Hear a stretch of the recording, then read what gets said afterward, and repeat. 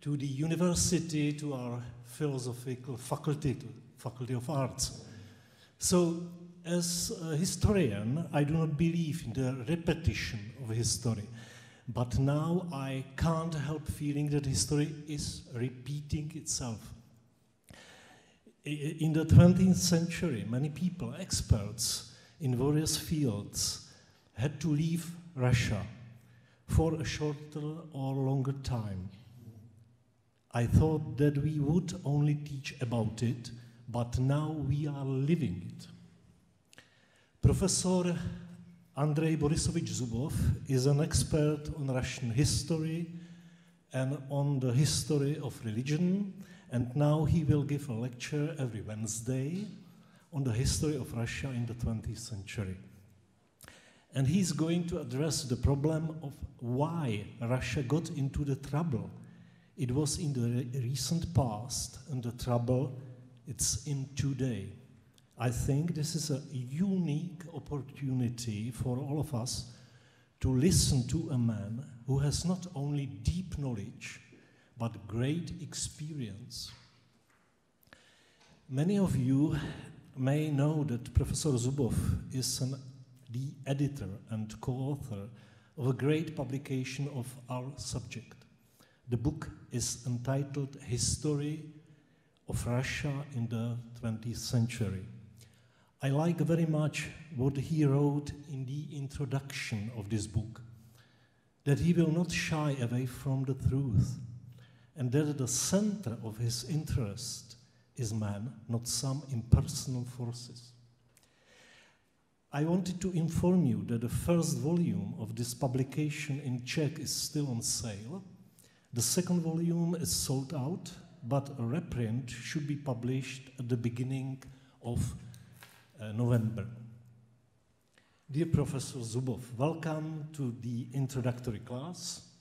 I wish you to enjoy our lectures, and I wish it to be filled also with the discussions that are so necessary for every teacher. Dear students, I wish you to get answers thanks to these lectures, which are very relevant today, also thanks to what is happening in Russia and Ukraine. A nice and inspiring evening to all of you. Please.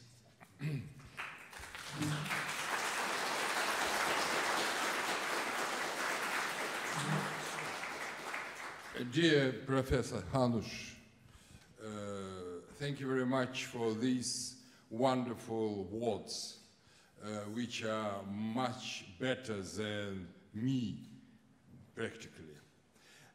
And great thanks to Rector Barish and to all people who decided to invite me to Brno, to Masarykovy University, in these really turbulent days of Russia. Not only because it's not so easy to live now in Russia, but also because it's necessary to deliver the truth about Russia to the outer world, and especially to Czechia, where people traditionally are rather positive, inclined to Russia, and now they are in a great surprise because of terrible things government of Putin does in Ukraine and all over the world. My great thanks to you, dear friends and colleagues, that you decided to go to listen my lecture. And I try to start the cycle of lectures. We have a project of 6 lectures, each Wednesday evening for 6 weeks. And the theme of these lectures, general theme, is the reasons for Russian catastrophe of the 20th century, and the possibilities to overcome it in 21st century.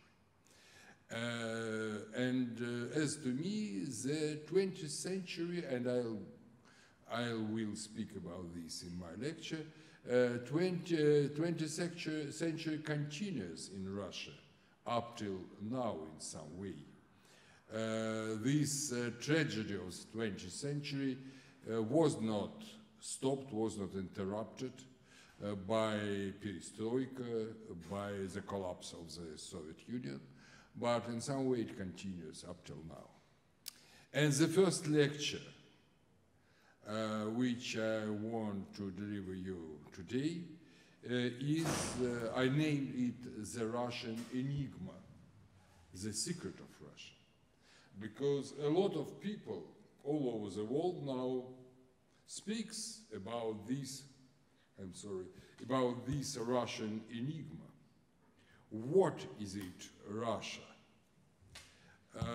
You see, for 30 years, Russia, for last 30 years, from 1991 up till 2022, Russia pretend to be a normal European democratic country. And many nations prefer to accept this image and to behave itself with Russia as with normal, large European country.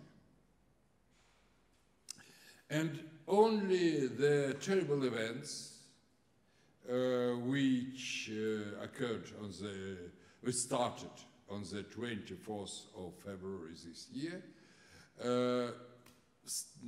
changed the minds of Western public and maybe Far East public also, I mean Japan, South Korea, because these two worlds, Pacific Ocean world of Far East democracies and European and North American world of European democracies, are the now two strongholds of democracy in the world. And in these two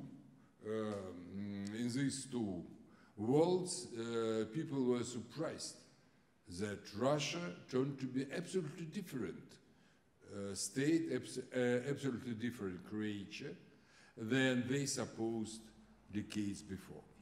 I remember very well that when the Soviet communist country, the Soviet Union, was collapsed in the end of 1991, Francis Fukuyama, you remember, it's one of great American philosophers of today, neo-Hegelian in his approach to the world. He wrote a special book, The End of History, articles and the book, The End of History. So the history as a struggle of bad and good, of right and wrong, finished, he declared. Now liberal democracy, human rights will be predominant in the world, and only maybe in some distant parts of the third world, this non-human attitude to each other, to one country, to another country, maybe continue. Just at that time, in 1992, I wrote an article where I tried to explain, at the time I was a young scholar, about 35, I tried to explain that it's a mistake, that Hegelian conception of history is very beautiful, but maybe too naive, because it failed to understand the nature of man. And we'll see the worst times in the nearest future. But to say frankly, I didn't think that this worst times will emerge from Russia. I hope not. As a majority of Russian thinking people, we hoped at that time that totalitarian state is over forever, that communist totalitarianism disappear. And the only one question was how to build a new Russia. On what way? We didn't understand well the nature of Western world, the nature and origin of European and Western democracy, the system of modern European and First World economics. Even specialists in this field had rather, I think, primitive suggestions. That's why we made a lot of mistakes, but it's not a theme of this lecture. The theme is why Russia turned to this ugly way of aggression, of despotism, of liquidation of democracy and predominant civil rights. Why? Why it happened? And because Francis Fukuyama, not only he, but many people, suppose that it is no way back from democracy, from liberalism to the totalitarian past.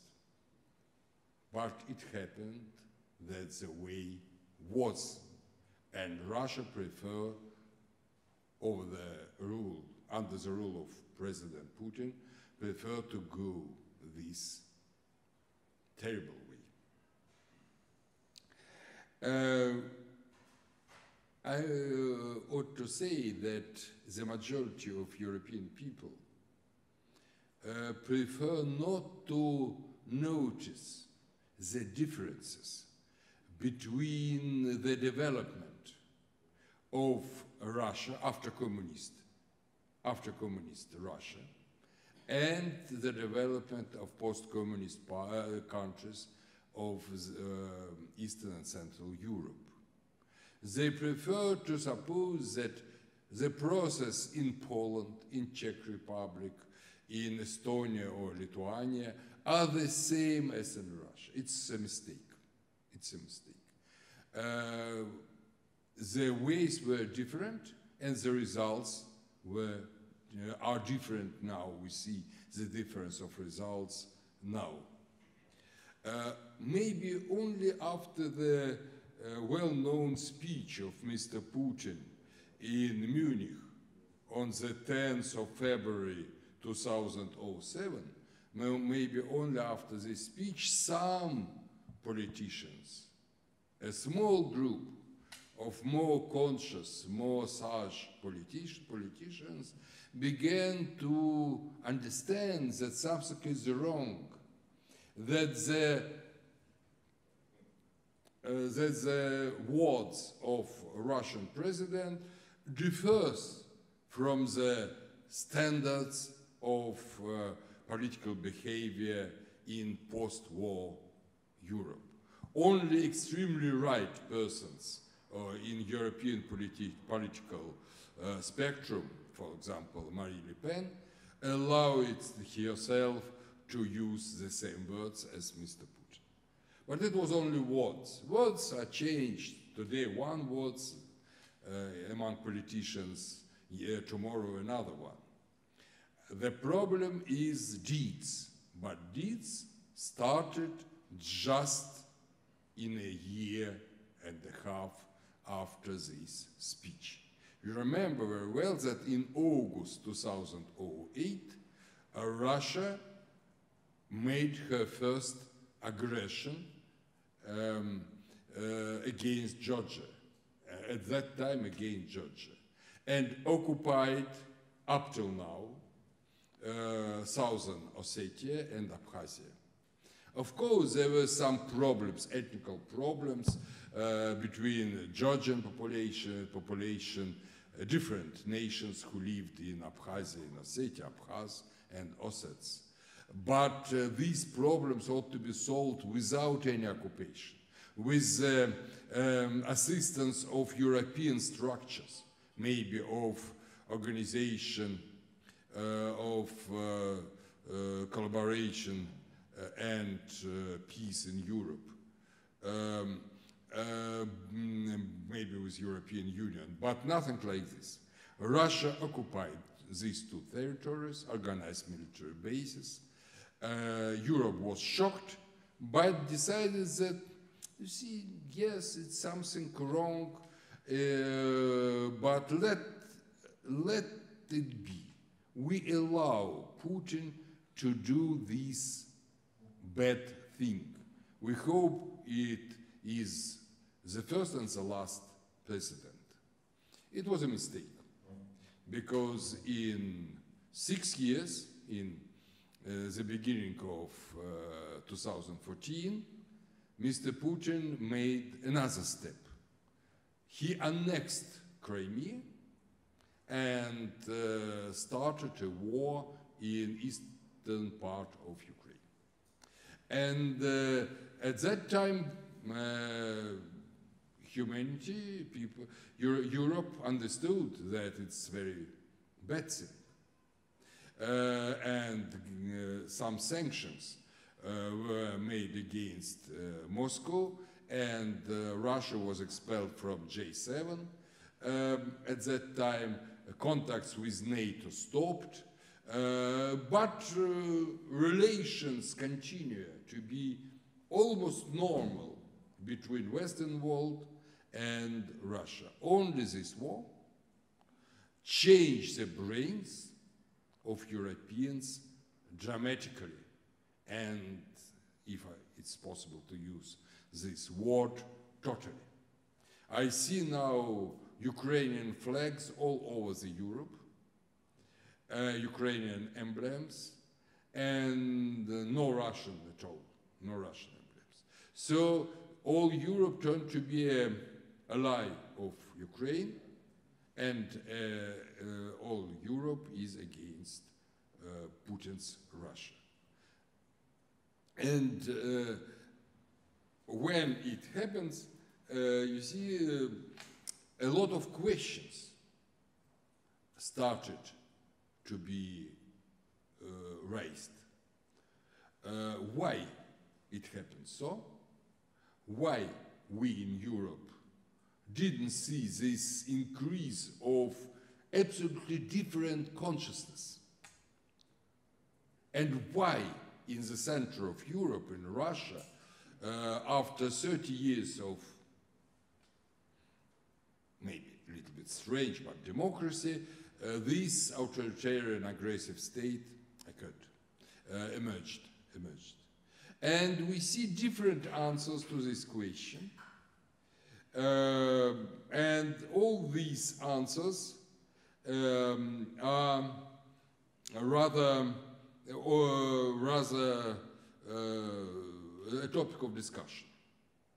The first answer, Russia predisposed to totalitarian regime since earliest times.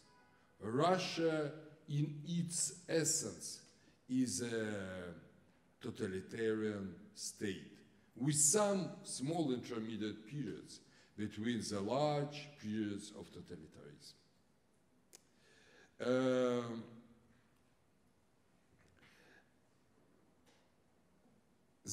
Another answer is, it's close to the first one. The Russians have some specific genotype of savageness and cruelty, of imperialism. Russians are imperialists per se, by some upon some genetic reasons. And the third answer is Russia is an Asiatic country, Asiatic state. It's only geographically is in Europe, but practically Russia is full of spirit of Asia. And that's why the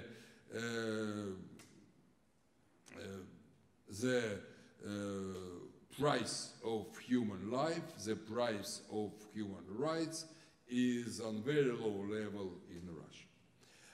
I think that all these three answers are wrong, my dear friends, are wrong. Absolutely. First answer, why it is wrong.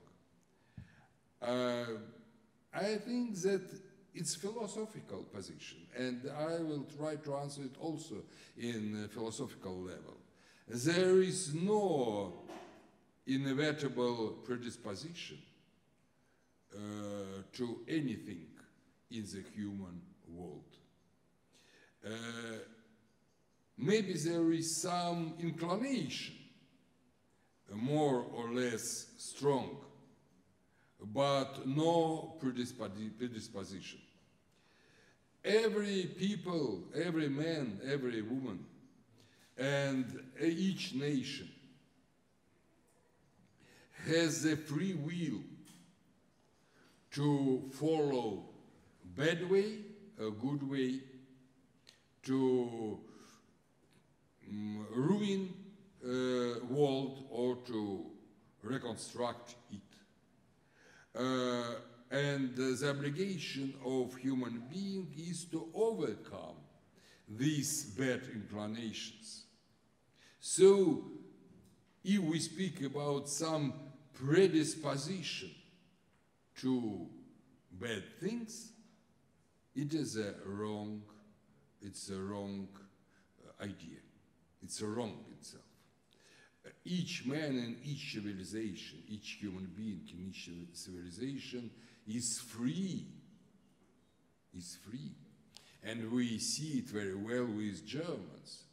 Freely they choose in 1933 Nazi regime. Freely. And supported up till the end of the Second World War. But then they changed their minds because of, sure enough, because of system densification. And now we see Germany absolutely different state. So Germans use their free will to change itself from bad to good. And all nations can do the same. We see with Japan the same example, and with many other nations. The second question and the second answer. I think that there is not any social genotype. It's not only a mistake, it's a terrible mistake to speak about social genotype. Genotype is biological thing, but not social. And genotype always personal, of course, and of the Homo sapiens in general, but some mistakes. And genotype is a personal problem, medical problem of the person, but not the problem of the nation. So it's impossible to speak about the bad genotype, good genotype in social, political, historical sense. It's maybe possible for journalists, but I think even among journalists it's not possible, because social genotype is the same as racism. You know that in 19th century, in 18th century, and even the beginning of the 20th one, many racists, and Nazi one of them, spoke about the best nations and the worst nations on this social genotype. So it's a mistake. We will never use it. If we speak about Asian type of Russia, it is necessary to answer the same thing. Asia Asia is not only the place of despotism. We see now many democratic states in Asia, Japan, South Korea, Taiwan, Singapore, in many senses India, and even Sri Lanka is a democratic countries. By other hand, if we speak about civilizations, and I suppose that the main theoretic, the man of theory in civilizations is Arnold Toynbee. In his Science of History, he wrote that there is Russian civilization, there is. But this civilization is a part of large European civilization. They introduced us this tree of Western civilization, I mean European civilization, and Russia is one of these European civilizations. There is Roman civilization, Byzantine one. From Byzantine civilization grows Russian. From Roman grows the most of Central and Western European civilizations. As to Toynbee, there was extreme West European civilization. It means today's Irish state, and maybe Anglo-Saxon states, but this civilization, he supposed, disappeared in approximately 13th century. But nevertheless, Russia is a European civilization.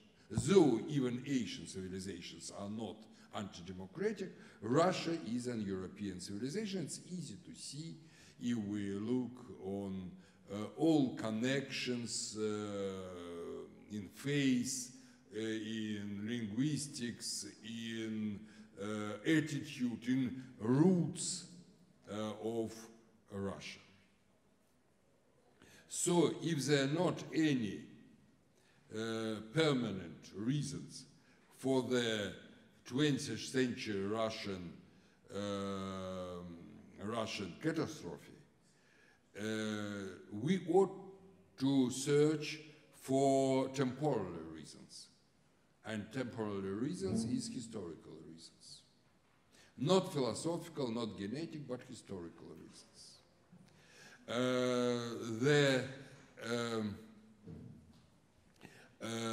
We see, it's clear to see that Russia is different now in its behavior and in 20th century than the majority of European civilizations. And we try to understand why it is different in historical facts. We shall compare Russian history, the ways of Russian history, with the synchronic processes in other European societies to find the true answers to our question. Why Russia is political enigma? I didn't go very far back to Russian history. Russian history is about 1,100 years. I mean Russian in general. And I prefer to speak about the Russian Moscow state. So it's from the 15th, 16th century. We see some differences. Just in 15th, 16th century, we see some differences between western part of Europe and Russia. Not in some facts, but in some tendencies. As you remember, this period, 15th, 16th century, is maybe flourishing of Renaissance in Europe. So the main idea of Renaissance is the connection of that day's culture with ancient pre-Christian culture of Greek-Roman world. So the antique authors, philosophers, historians start to be read, and it was impossible to imagine in the 15th, 16th century a scholar person without knowledge of antique authors. The tradition of a reconnection of extreme historical past and modernization of it for that days, I mean Renaissance Europe, is the main feature of that time Europe, and arts, fine arts, painting, for example, and literature, fiction, and Shakespeare, for example. It's easy to see roots of Shakespeare in antique Greek and Seneca tragedies. We see this reconstruction of the unity of life between after medieval time with antique world. And today's Europe is impossible to imagine without this unity of Renaissance. And in Russia, situation was absolutely different, absolutely different. Before middle of 15th century, Russia was a part of Byzantine world. Byzantine Commonwealth, as one of Russian immigrant historians named it. And the rich Byzantine culture, which preserved antique tradition without any Renaissance, because antique tradition continued to live in Constantinople without any disruption, not as in Europe after the Dark Age. But in this tradition, this literature, antique literature, which was absolutely of life, living in Byzantium, it came to Russia with language, Slavonic language, South Bulgarian language, also connect with this Greek world and Balkan world, Russia at that time. But in the middle of 15th century, a wall was erected between Greece, between Byzantium, between antique tradition and Russia. So in Europe, a wall was demolished, middle-aged wall was demolished. In Russia, it was erected. Why? It's necessary to say that only in Russia, Moscow, Russia, not in Ukrainian, future Ukrainian state and Kievan, Russia. In Kiev, Russia, this continuation, this link between Byzantium and with the Western world continue to preserve. Why it was erected? Because in the middle of 15th century, Russia, Byzantine world decided to sign this unity with Rome, with Catholic world. You know, this unity was signed in Ferrara and Florence, in Italy in 1439, and Russia decided not to follow this principle. In a couple of years, in 1453, Constantinople was captured by Ottomans, by Muslims, and Russian world understood this fact as a result of this unity with Rome. And the preservation of pure orthodoxy in Russia was understood at that time as the only solution. Only Russia preserved real faith. Wrote at that time, in the end of 15th century, one of the Christian authorities, Filozofické, to great prince John III.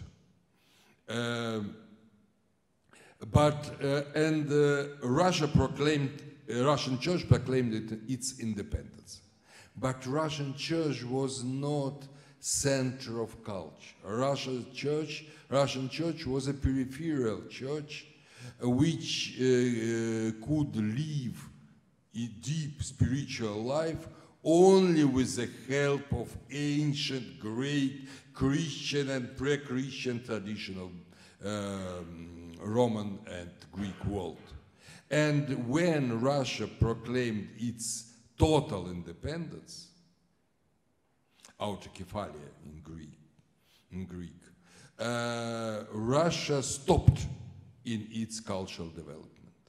Wonderful Russian paintings, all finished, I mean church paintings, icons, which are close in style to Renaissance pictures of Giotto, for example.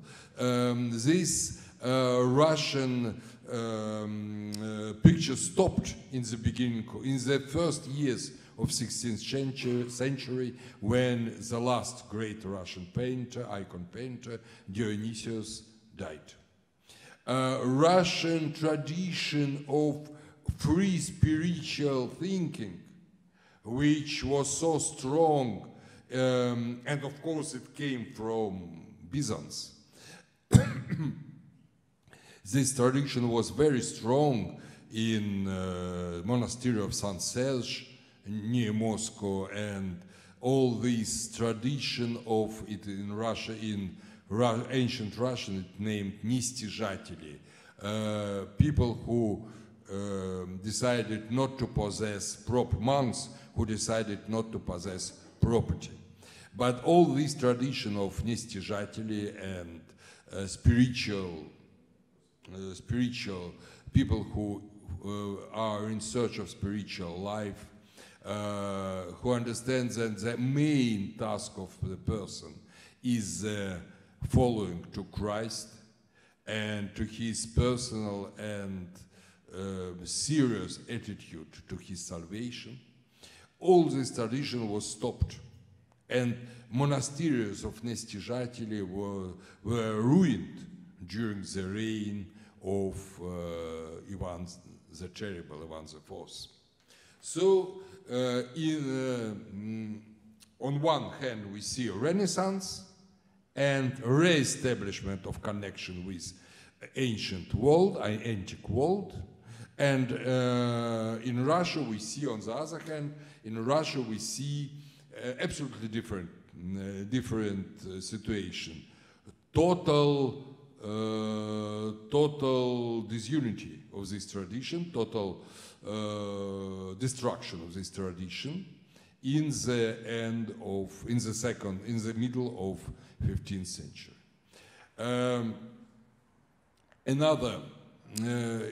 16th century, in some ways Russia followed European examples, but it was the worst examples. This example is like despotism. in the end of 15th and the beginning of 16th century, maybe due to Machiavelli, or maybe Machiavelli was the person who wrote about this tradition. In many places of Europe emerged this despotic, non-spiritual rule, which the main idea of this rule was to preserve the rule itself, not to follow some spiritual or moral example, but to preserve a rule itself. You remember that Henry VIII in England, Cosimo Medici in Toscana, and Ivan the Great in Russia are these Renaissance rulers of this new type. They're very similar to each other. But the society was different. Except this antique tradition and the Renaissance, another aspect, a very serious aspect of difference is Reformation in Europe. Reformation is Europe, of course, as all historical events, as all social events, is of course ambivalent thing. I once said this idea in Berlin, and people can't understand me, fail to understand me. It's ambivalence. In Berlin, Lutheran tradition suppose it's absolutely positive one. But all things are ambivalent. But for our understanding of reality, it is a really positive thing. Not because the ideas of Luther's, but because some additional moments.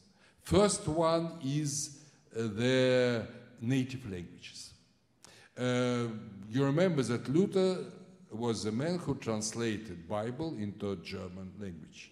And this translation continued to be used up till now, and in Germany many people suppose it's the beginning of the German language, and in some ways the etalon of German language.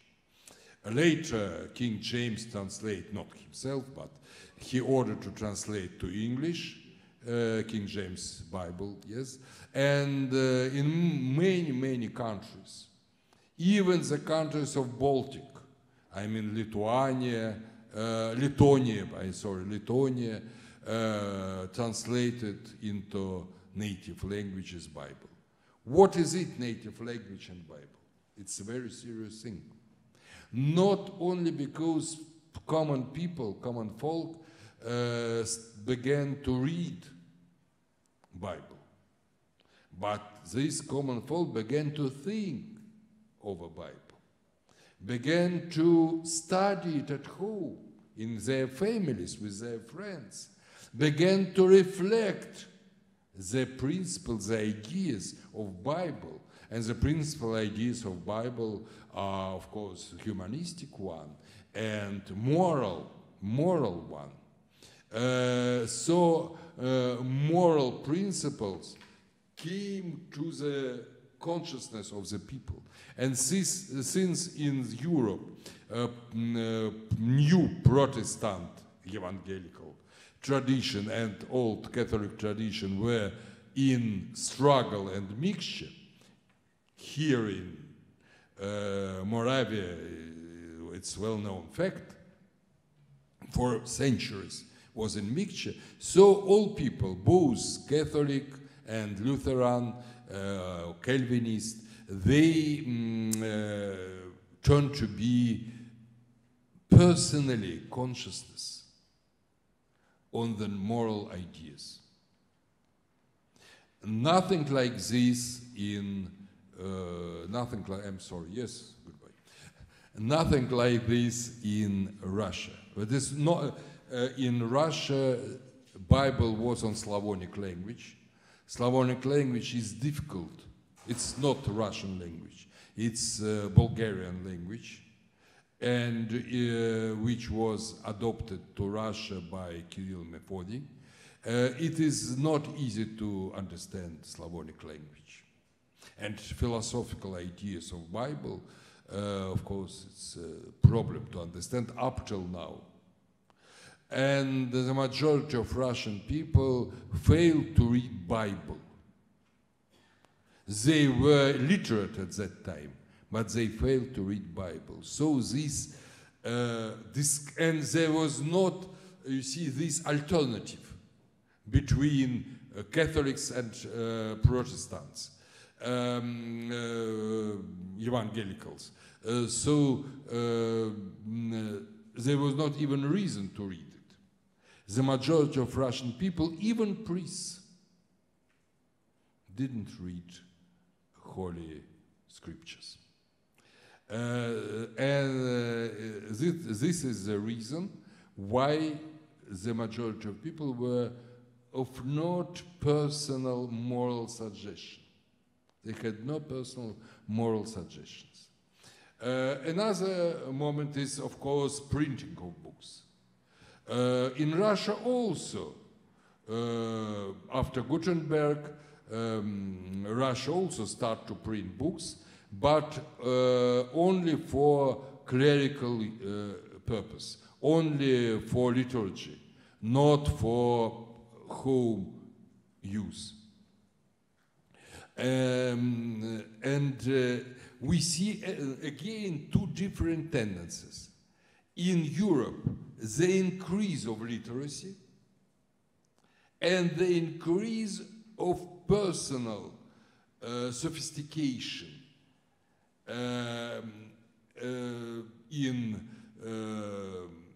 of course, in evangelical part of Europe. For the first time, more, on Catholical less, but in all the western part of Europe. In Russia, we see decline of literacy.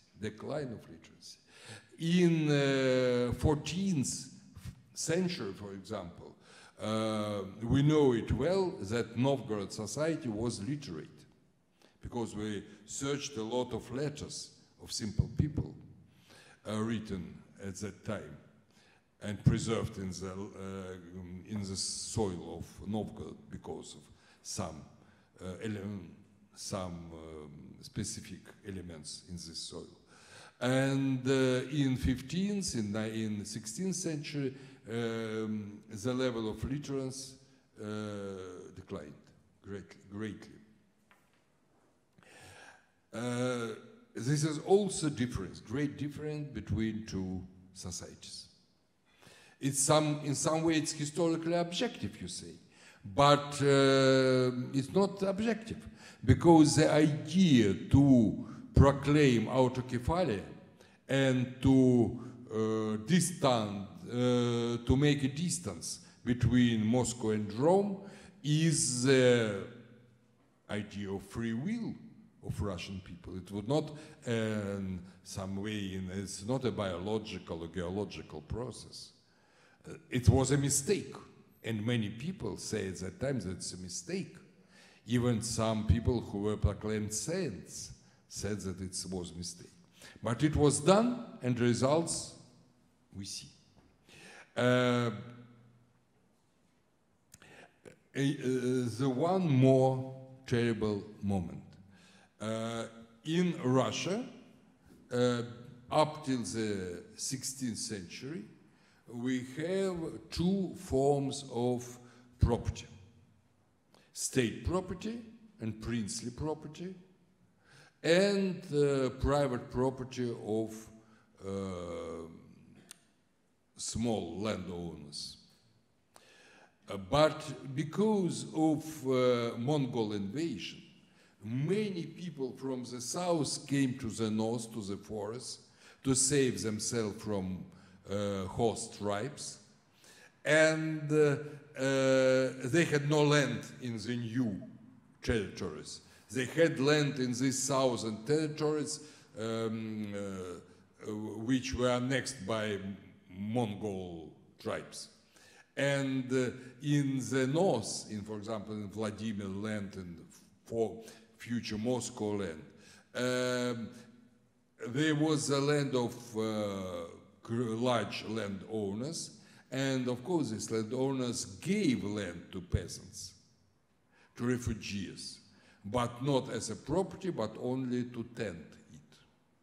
And just in 14th and 15th century, we see the tendency not to possess fertile land, but to only tend it, and land continue to be in the hands of nobility. Only in extreme north, in Novgorod Republic, or extreme northwest in Pskov Republic, or in this Belarusian prince territories of Polotsk and Minsk, they continue to be private ownership of land. But during the reign of Terrible the Great, the majority of noble people was killed by this terrible man. And many ownership of noble people was annexed by the state. When Russia, after the turmoil time, and you remember that turmoil period is the beginning of the 17th century, when Russia went away from this period, it had very small, not very small, but small part of land possessed by nobility, even smaller part of land possessed by peasants in the north, and the majority of land was a possession of church and state. So the majority of Russian people failed to have this experience of private property. In 1649, a new dynasty, Romanov dynasty, accepted a new legal code. It's necessary to say that at that time, Russia tried to imitate European norms of organization of society. And monarch, Tsar, rule with the help of parliament, with the help of Duma, as it's named in Russia. You know, думать is to think. So it is parliament of the land, Zemskая Duma in Russian. And holy parliament, it's group of church leaders, of bishops and heads of monasteries, who had the different organization also to help the Tsar to rule the country. At that time was a normative world in all laws, in all decisions of the Tsar, that Duma предложила, so this council suggests, and Царь решил, and the Tsar decided to accept the law. So it was in some way close to European models of that time. The same, maybe even less democratic forms were at that time in France, and almost the same in England in the 17th century. And all population of Russia elected their representatives to this land council, Zemский Собор, even peasants. But the problem was that in 1649, this new legal code, who was also accepted by Tsar and Council, special council of land, it organized new form of society. This form of society may be named in one word. It was used in it. In Russian, I don't know if in Czech it will be understandable, it's tягlo, tягlo. In English, it's the best translation is burden, burden. So each person ought to have its social or state burden. Tsar, monks, peasants, military men, nobility, all ought to have its burden. The burden of Tsar to rule the state. The burden of nobility and noblemen is to defend state. The burden of clerics, of church people, is to pray for state. The burden of peasants is to work for state. Work for state in their day-to-day work. But during the war, they also ought to take part in struggle with enemies. Russia was not a rich country. There were not much money in the country. And the main product is natural product. So Russian Tsar, when he wanted to give some men a salary, he paid not a salary, but he gave him a village with peasants. And these peasants ought to pay part of its natural taxes, natural tribute, to landlord, and another part to the state. And state peasants, they continue to pay all their taxes, all their tribute in natural form, very rare in money, to the state. So it was a system of maybe the system of servitude, yes? People continue to be independent personally, but not independent in their work, in their business activity. They ought to be in their villages and to work not only for themselves, but also for their landlord or the state. If we speak about state, it's of course like all taxes. The only difference is the fixation of living. People, peasants, and not only peasants, even nobility, had no right to change place of living without permission of the state. But the same situation was in many parts of Europe at that time, and it's easy to explain. Vast territories and no effective control over population. But this form of organization of society was not very effective. It conserved in some way the natural form of exchanges, and there were no dynamics to develop for country, economic development. We ought to remember that these two moments, illiteracy of population and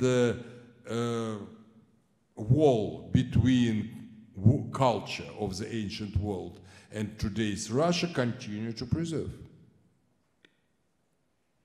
In this situation, Tsars of the 17th century decided to make some changes, very interesting changes, but these changes only show us the possible way to solve the situation, different to those who was chosen later. Tsar Alexei Mikhailovich decided, in the middle of 17th century, decided to re-establish good relations, positive relations with Orthodox world, with Constantinople and other Orthodox patriarchates. There was one political reason for this, but there was also some moral reasons and religious reasons. A political reason was very simple. In 1648, there was a revolt in Ukraine, revolt of Cossacks, and the Cossacks asked for a reunification, or unification as you like, with Moscow state, Muscovite state. In 1654, this unification was proclaimed in Pereslavl, in Ukraine, and Ukraine left bench of Dnipro. Ukraine turned to be part of Russian Empire as an autonomous Russian kingdom, as an autonomy part of it. And since Ukrainian Orthodoxy had very close connections with Constantinople, the Tsar Alexis decided to re-establish these connections. And of course, another reason is to improve cultural situation in Russia. And in 1766, there was a church council in Moscow. To this council, many patriarchs came, and many bishops of the East and of Greece, of former Byzantine Empire, and they accepted declaration that all these previous decisions of Russian Church to be autonomy, to be spiritually different to world's orthodoxy is wrong, So Russian Church ought to be the part of world's orthodoxy. So one of the walls was ruined. But to ruin walls is not so easy as to build them. It's strange. Once we're supposed to think absolutely different way. It's easy to ruin and it's difficult to build. But in history and politics, all processes are difficult. Because on this maybe century and a half, when Russian Church was absolutely different to Greek and world Orthodoxy, and of course against Catholics and Lutherans, 5-6 generations of Russian people grows. And they used to think about their church as the unique Christian church in the world.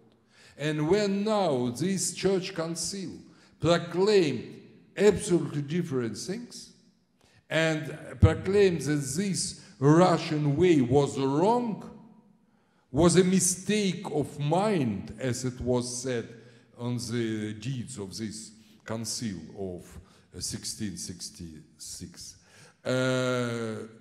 Many Russian people not to accept this. And from this moment, we see the new tendency in old believers, in Russian or in Russian старообрядчество. These old believers proclaimed Tsar Antichrist, proclaim official church, Satan church, and try to preserve their old believed ideas. And of course, they went away from the Russian society. And this was maybe not very harsh, but very intense religious part of the Russian society. So Russian society in the third part of the 17th century lost a large group of intense Russian believers. They're mistaken from religious point of view, but they were very good Christians practically, and they were lost for society. More than 20,000 of them were killed, murdered, or they made suicide not to be in the hands of Tsar's administration. And this tradition of old believers, as you know, continue up till now, up till these days. But the children of Tsar Alexei wanted to go even further, even more intense in the way of a re-establishment of Russia as a part of Europe and world civilization. His son Fyodor and his daughter Sofia, who ruled one after another for, I suppose, 11 years, they decided to change the main principle of tyagla, of this burden, and change it to normal for Europe at that time, most up-to-date principle of tax and private land ownership. They planned to give land as private property to peasants, to earn taxes from them, and to pay salary to army and to bureaucracy by the money which they will collect as taxes. So it's normal model at that time, normal principles of economical organization of society. And Sofia, her friend and her close friend Prince Golitsyn and her brother Fyodor, they started these reforms and tried to follow Polish example. And because they understood that in such a poor country as Russia, with not very productive land, it's impossible to make any reforms and at the same time to struggle in wars. They were in a hurry to establish the peace forever with Poland. And by this peace forever, Russia took Kiev. And this peace was concluded in 1686. These years of their rule, as many historians after these times wrote, were the best years for simple people in Russia. Simple people feel themselves free and rather prosperous. But it was a long way, and new Tsar, Peter the Great, who was a brother, but from another mother, was a brother of Sofia and Fyodor, also the son of Tsar Alexei. He decided to change all these principles and to be Europeans and turn to be European state without any preparation and any economical development. His principles was absolutely different. Not to make people rich and to make state rich because of the rich people, because they will pay more taxes. But to take everything from the people and use this money for large army and navy. His reform was elementary and terrible. All the population of Russia turned to be slaves. Even nobility, and of course peasants. Slaves not formally, no law which proclaim people as slaves, you cannot find in Russian laws. There was not such a law. But all land was proclaimed at that time property of the state, and each person ought to work, so Tyagla returned, this burden, with no exclusions. And peasants lost not only their land, they lost also their personal independence.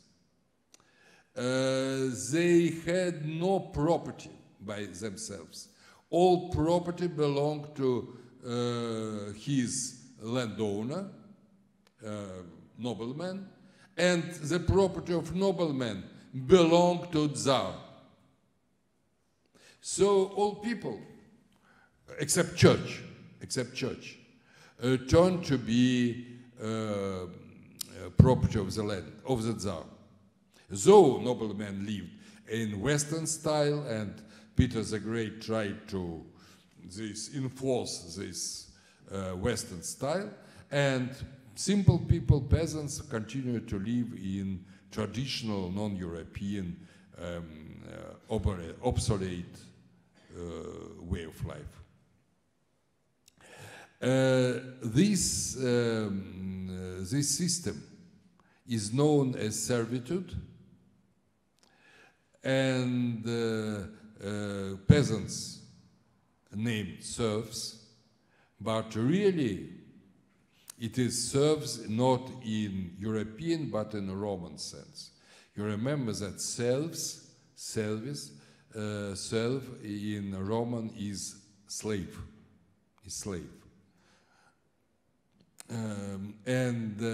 really in Russia, in the beginning of 18th century, Peter the Great re-established slavery, not servitude. It was total slavery, maybe for peasants, maybe not for noblemen, but for peasants it was total slavery. People may be sold, not without land, without property, without their animals, even it's possible to sell wife without husband, children without parents, and landowner may give his peasants to without land or with land, or only land without people to person whom he preferred to do it, with the permission of the state. With the permission of the state, because formerly all the land was the land of the state. In the middle of the 18th century, situation changed, and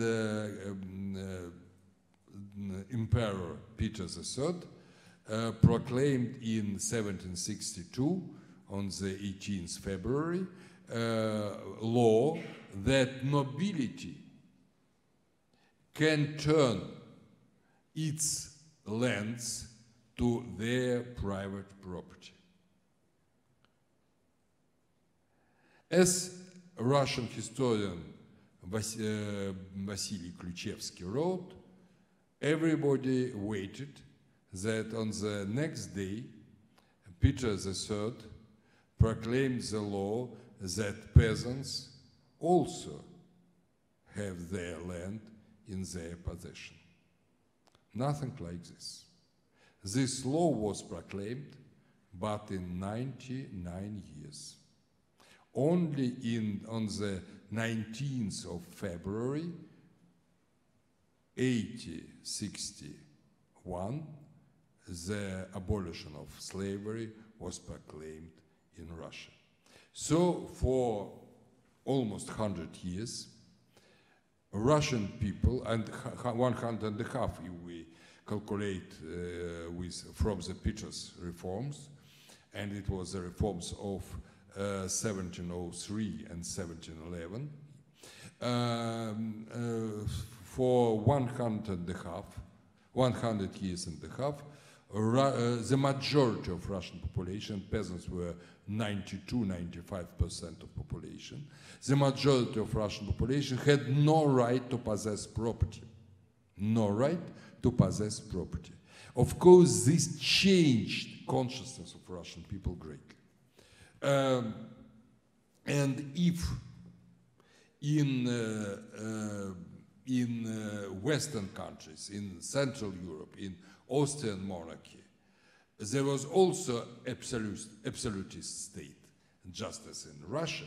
There was one great difference, or even maybe two great differences. First of them is that simple people were allowed to possess property. Property was private, and it was impossible to confiscate property without court judgment. And the second one is that for example, in Austrian Empire, in Prussia, and in France, but especially in these two countries, in Prussia and in Austrian Empire, there was a principle of absolutism, to rule for the people, but without people. So the obligation of a ruler is to normalize relations between people, to increase their income, to do what they could, but without control of the people. Because of this principle, in the realization of this principle, literacy tried to be increased, self-government on local level was established, so there were many deeds in positive direction in Central Europe, but not in Russia. In Russia, after the Peter the Great, and from the Peter the Great, from him himself, another principle of absolutism was proclaimed, not officially, of course, to rule without people, for ourselves. Not for people, but for ourselves. For this small group of nobility. It was a state for aristocracy, not for people at all. And since simple people were not agreed, and there were great turmoils, great revolts, the most intense was Pugachev revolt in 1773–75. The approach of Russian rulers was against any education of simple population. Simple people, peasants per se, ought to live without literacy at all, without understanding of church service at all. They ought to present on church service, but fail to understand more than 2–3 words in this ancient Slavonic singing liturgy tradition. So simple people were religious without any deep understanding of religion. The different way for all believers, since they were absolutely separated from the state, they tried to be literate, tried to understand Church Slavonic, tried to read books, and in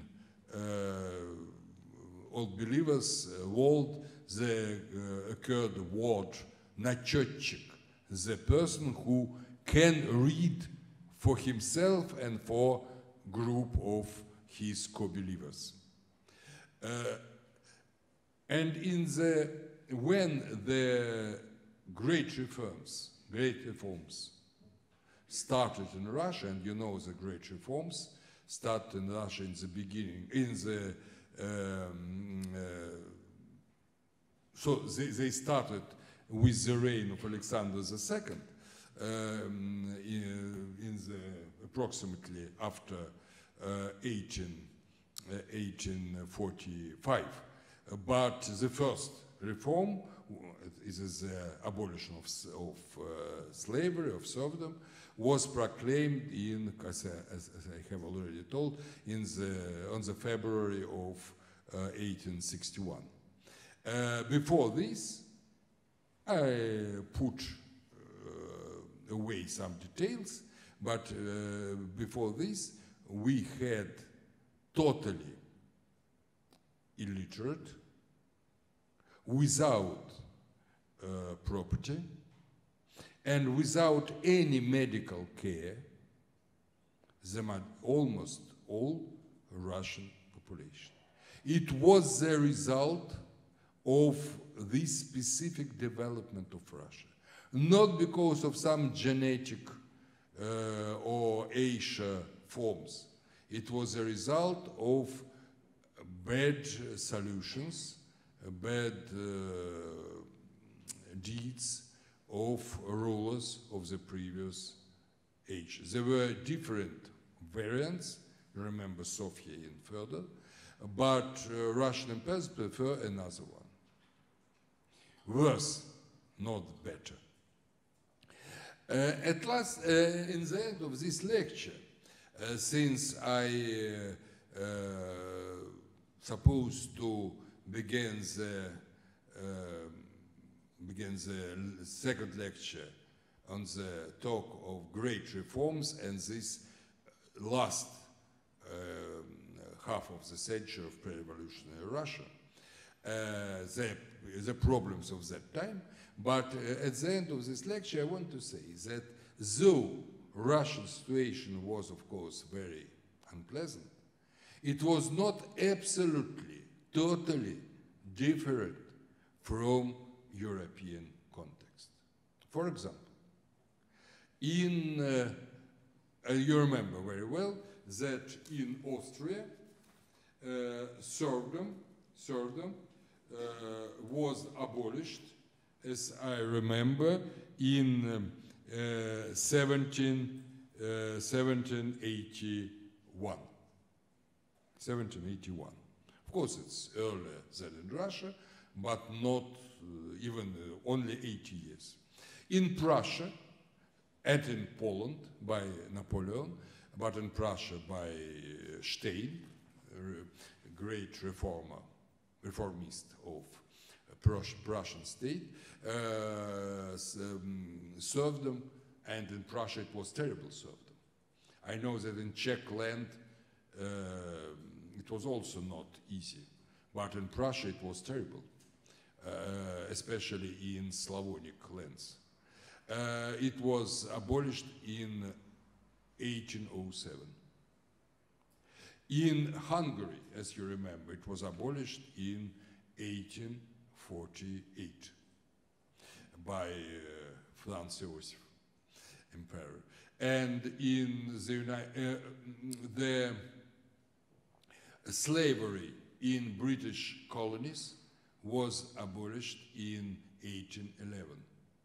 And in Jamaica and in some Caribbean islands only in the mid of 1830s. And in the United States, slavery was abolished in 1865, 4 years later than in Russia.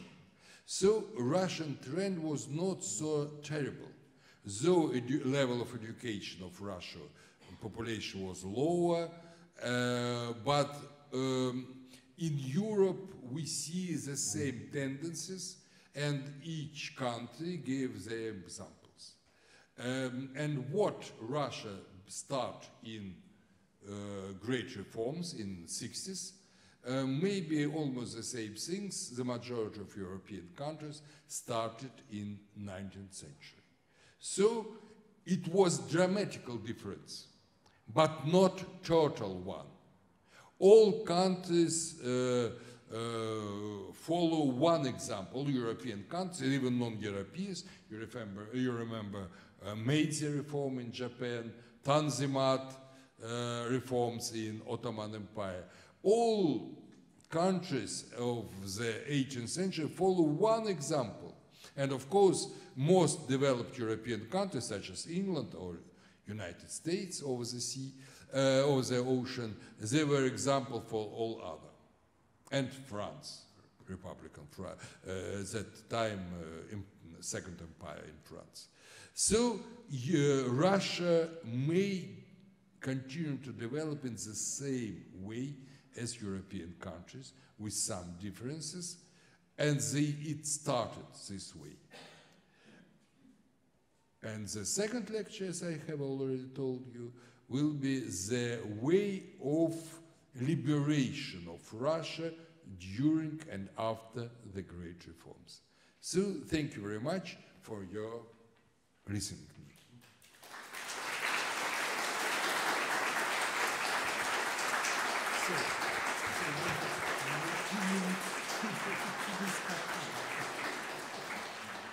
Thank you for the lecture, and we have now 2 minutes for discussion, 2 or 3 minutes. I'm sorry, and no. I try to be more attentive next time. Yeah, the next time. So it's 2 minutes, yeah, for your question. Who going to be first voice into the desert? First question. Do you have any? You see, I was in the right direction. Nobody wanted to deliver. So the next time? I am sure that you have a lot of questions. Don't be shy. Oh, wonderful. So I heard about the theory that Mongol Tatar York was actually made up for distracting people of the late development of Russia. What do you think about that? Whom you say? Mongol Tatar York, Mongolsko-Tatarskaya Iga. Mongol Tatar was a York. Yeah. Yes. That it was made up because it stopped the development of Russia. So, and there were not that many, like, for example, physical appearance of people are not that Mongol Tatar, even though their methods of like occupation were really cruel. Wonderful question, but it is the theme of the special lecture. Because you see, I started from the 15th century and not from 13th, because it's a large amount of information. Sure enough, Mongol Tatar yoke was serious, terrible, and if you're interested in it, you see in the preface to my book, under my when I am editor-in-chief, History of Russia in the 20th century, there is first chapter, how Russia moved to the 20th century. And in this short sketch of all Russian history up from the 8th century up to the end of 19th, I wrote special small paragraph, but of some pages, about this Mongol yoke and its results in Russian. I mean, Great Russian and Ukrainian, for Great Russian, for Ukrainian society, and you may read it, but it's impossible to give your answer in one word. Thank you. The next question, please. So you read in Russian, as I understand, but this book is in In Czech. If I can ask, like, what I meant is that Mongol Tatar York was made up by historians in order to like distract people from the late development, because there were not so many like evidence of that, or you think it was more relevant? So, and it's just like conspiracy theory. I think that the destruction of society was not so terrible, and the majority of today's Russian historians, not of the historians of the 19th century, both in Russia and in emigration, for example, George Vernadsky, they suppose that the Mongolian invasion was not so dramatically for Russian society. Of course, it changed many things, but Russian society continued to be to follow these European examples. And for example, the great painters of Russia, of medieval Russia, I mean Andrej Rublev and Dionysii, all of them were worked under Mongol rule, but they worked in the tradition of Renaissance painting. It's not an exclusion; it's a tendency.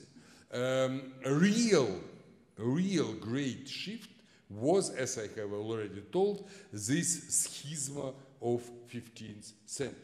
Schisma for Great Russia, but not for example.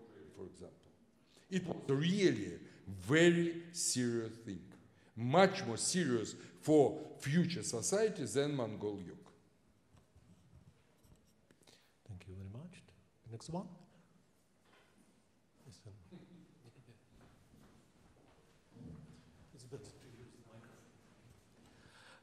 Thank you. I just wanted to ask, you mentioned the situation in the 19th century in Russia from the point of the serfdom and the level of education and all that.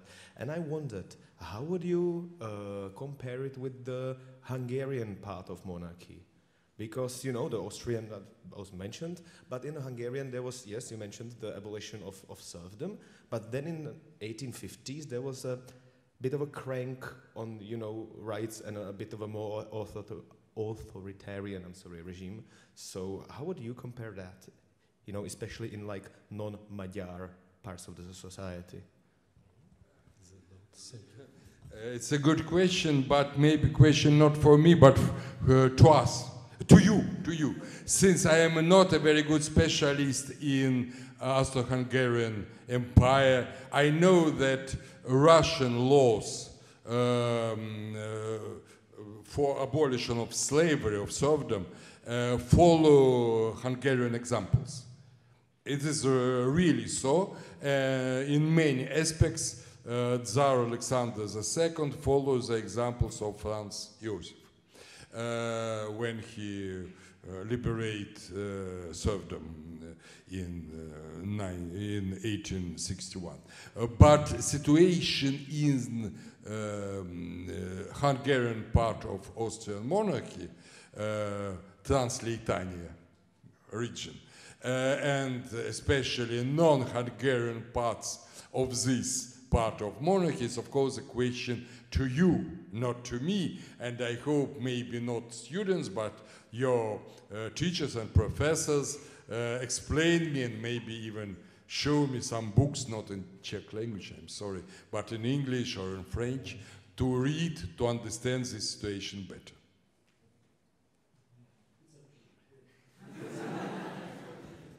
So, we have no time, but one question is possible.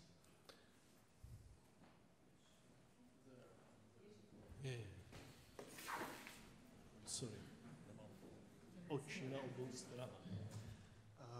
Do you perceive Peter the Great positively or more negatively? I suppose that his reforms were of totally negative effect, totally negative. I think that his predecessors, I mean Sofia and Fyodor, go more tolerant way of modernization than Peter. And I'm one of the historians who suppose that Peter's reform were the background of Russian Revolution of 20th century. So thank you very much for your lecture. Thank you very much for small discussion. And so next Wednesday, yeah? Next Wednesday at 6 o'clock p.m. I apologize for my English, of course. Yeah, we understand.